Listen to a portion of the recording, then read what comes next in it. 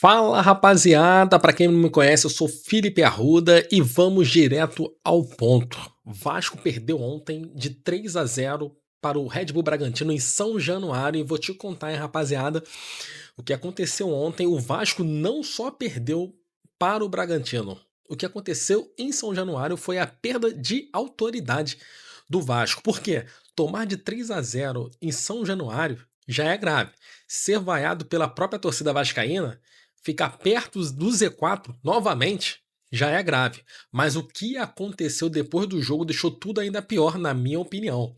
Renato Gaúcho não foi para a coletiva. No lugar dele apareceram o Admar Lopes e o Thiago Mendes. Disseram, né, que era para tentar, né, eles foram lá explicar a derrota e tal, com a tentativa de, né, justificativa de que foram blindar o Renato Gaúcho. Aí os líderes, né, decidiram ir lá, né, para falar pelo treinador e tal. Só que aí vem minha pergunta, né?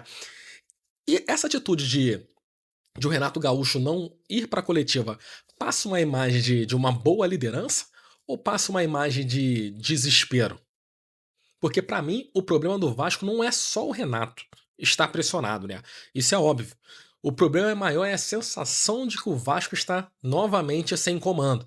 Dentro de campo, o Bragantino foi claramente melhor.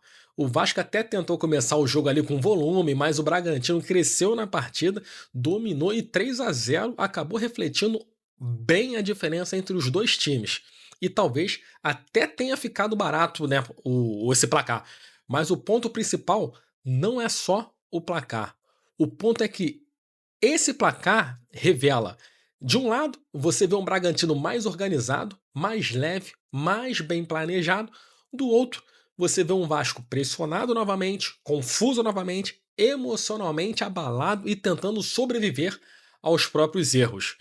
E isso é muito complicado, né? Porque o Vasco tem muito mais camisa, muito mais torcida, não tem nem como comparar a torcida do Vasco com a torcida do Red Bull Bragantino, muito mais história, então nem se compara, nem dá pra botar a história do Vasco e o Red Bull Bragantino, que começou ontem, lado a lado, mas peso de camisa, infelizmente, não ganha jogo contra projeto organizado, né? Nós vimos isso ontem. É aqui que a discussão fica maior. Todo mundo vai perguntar: Renato tem que sair? Renato perdeu o grupo? Renato é o maior culpado? Podemos discutir tudo isso, mas reduzir a crise do Vasco ao Renato é fácil demais. O Vasco não chegou a esse ponto por causa de um jogo ruim. Chegou por montagem de elenco, gestão, planejamento e falta de clareza sobre quem realmente conduz o clube. Quando um time grande toma 3-0 em casa, o torcedor quer resposta.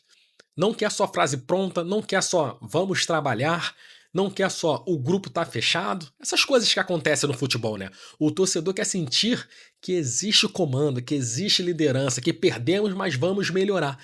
E hoje a sensação, né, na verdade, hoje, ontem, essa semana, a sensação é o contrário.